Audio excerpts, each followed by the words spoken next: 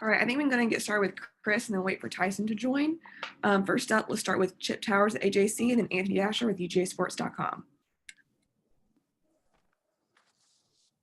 Yeah, Chris, welcome. Just talking about getting ready for this Cincinnati team. I'm just wondering, for you in particular, having to sort of take over mid-season and get how much different do you feel? How much more comfortable do you feel playing your position coming into this game? And then what are the unique challenges that you expect to face in Cincinnati? I definitely feel more comfortable, as every game goes on. I'm able to learn more and get more things in. You feel me? Cincinnati is a very good team. They got very good wide receivers, very good running back, elite quarterback, things like that. So we're going to face a lot of challenges. They got a very balanced offense, so we got to attack them in all facets of the game and be able to take away what they do well. Hey, Christopher. We're looking like you're going to get Richard back for this game. With him, is it as much about the energy he brings as what he brings on the field as a football player? What having him back is going to mean for you guys? I would say mostly the energy. His leadership is second to none, and definitely his playmaking. He's always finds a way to stay around the ball and make plays and things like that. And that's definitely something that we've been missing and we'll need back. All right, Tyson is here now too. We're going to go with Mark Weiser with Athens Banner Herald, and then we're going to go to Anthony Patterson. For I guess both of you guys or either of you guys, do you expect Cincinnati's going to try to attack the side where Eric Stokes used to be? Is not going to be playing this game, kind of test somebody that's a little bit more inexperienced? We just gonna come in the game expected for the unexpected. We trust our defense and all the players on the defense. All of us are capable of making big plays. So whether balls thrown to my side or the other corner side or to the safeties or to the linebackers, feel like all the players are capable of making the play and we'll be prepared for it. Yeah, they might try to attack the side that Stokes has vacated, but, just like Tyson said, we trust all our players. We got guys that they're ready for this moment since they got.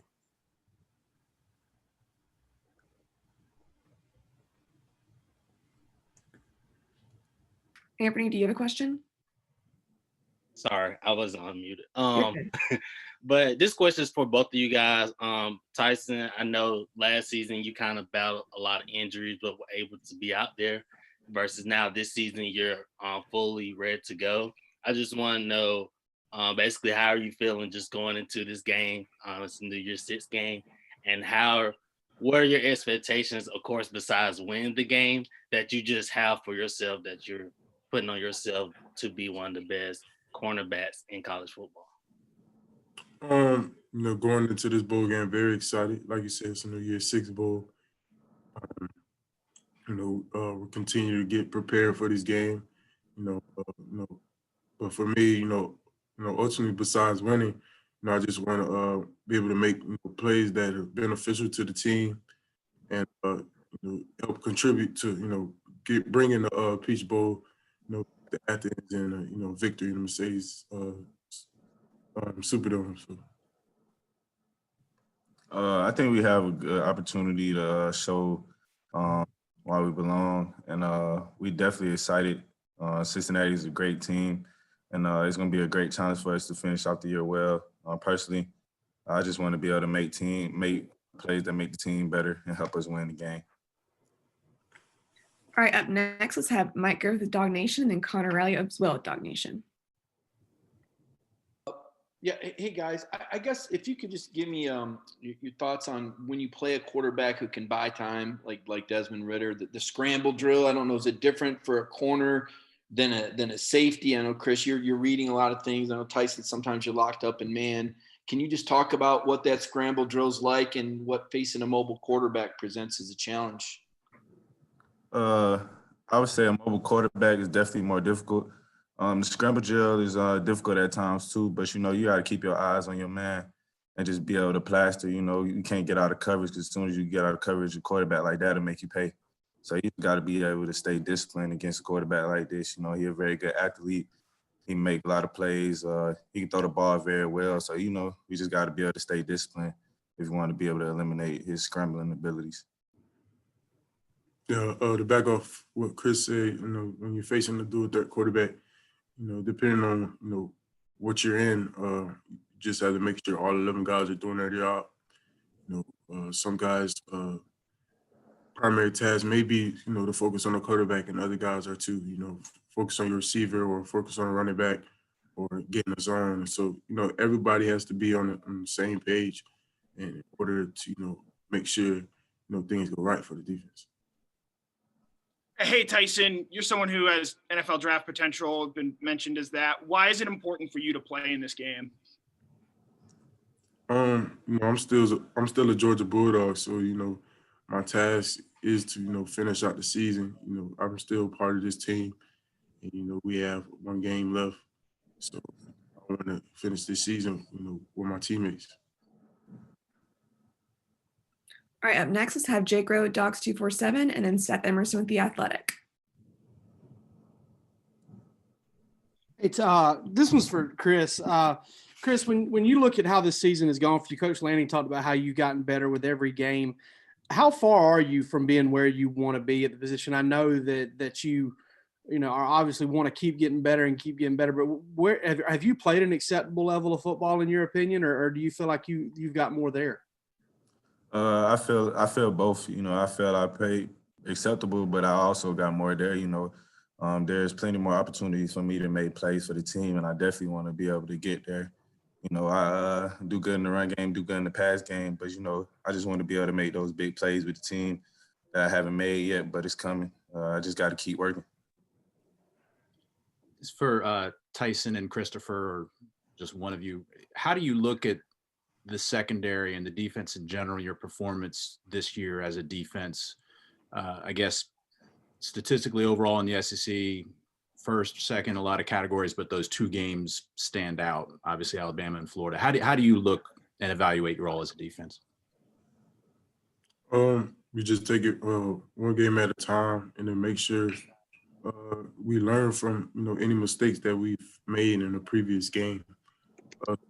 We won't make those mistakes again. And, you know, we just, you know, continue to stay positive, but at the same time, we're aware of mistakes we may make, and we just continue to improve each and every week. We don't really like try to linger on, you know, the past games, but we just try to make sure the next game is the best game. So that's always the mindset we keep, and you know, that's how I see it. I feel the same as Tyson. You know, we don't try to linger on past games and things like that. And I feel like our defense is very exceptional, and I feel like we get better every week. I know those past games we had a lot of miscues, but I feel like we're a way better defense since then, because every week we come in, we go to the doctor, and we see what we need to work on. So there's plenty of things we gotten better on, things like that. Communication, tackling is one of our main focuses this week, and we're just going to try to go out here and put out our best product for this week. All right, up next, let's have Jonathan Simmons and then Roddy Nabolsi.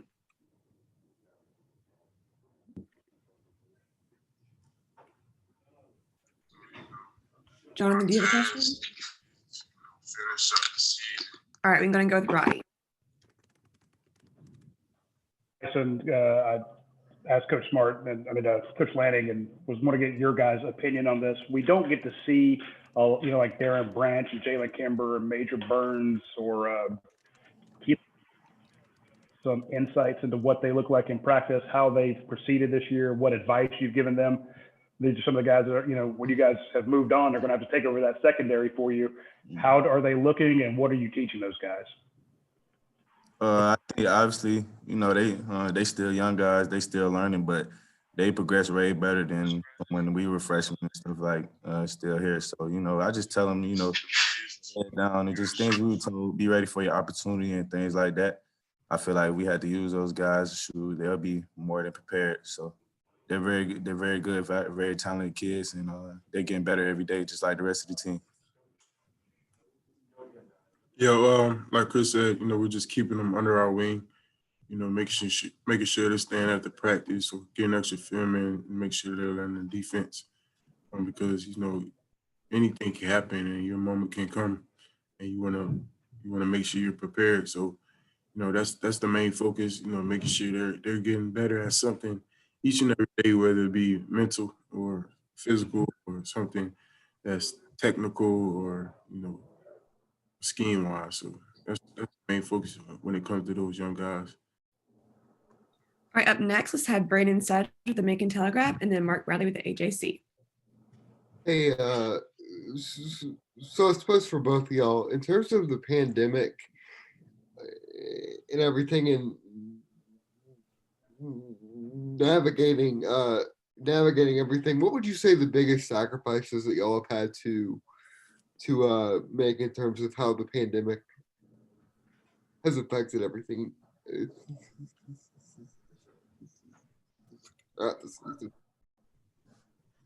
We're just making sure, we sometimes we don't know if we're gonna have a game, so we just make sure we're prepared, staying ready so we don't have to get ready. And just making sure we keep getting better and make sure we're staying in shape because, during this season, like the unknown is the unknown. So we're just making sure we're always, ready. Yeah, I would say the biggest sacrifice is probably time with your family and free time. We got to kind of restrain from things we were doing in the past just to make sure that we protect our bubble and the team. We don't want anybody getting COVID or anything like that. And like Tyson said, not knowing if we're going to have a game or not, still going out there, practicing, competing every day and giving our best. We always got to do that. All right, we have time for a couple more. Let's start with Charles Odom and then David Pascal. Chris, just to follow up on that, not knowing if you're having a game, obviously you guys just had one taken away from you that was supposed to be, your final home game. How does that factor into the, your hunger and your desire to finish out here in the bowl? It definitely factors in a lot. We want to go out there and get the final win for our seniors that didn't get the opportunity to go out there in Sanford last time we were supposed to have a game. So it definitely feels us a lot. We want to go out there and get a win. And this is obviously a big bowl against a great, amazing team. So we got to come out there with our best.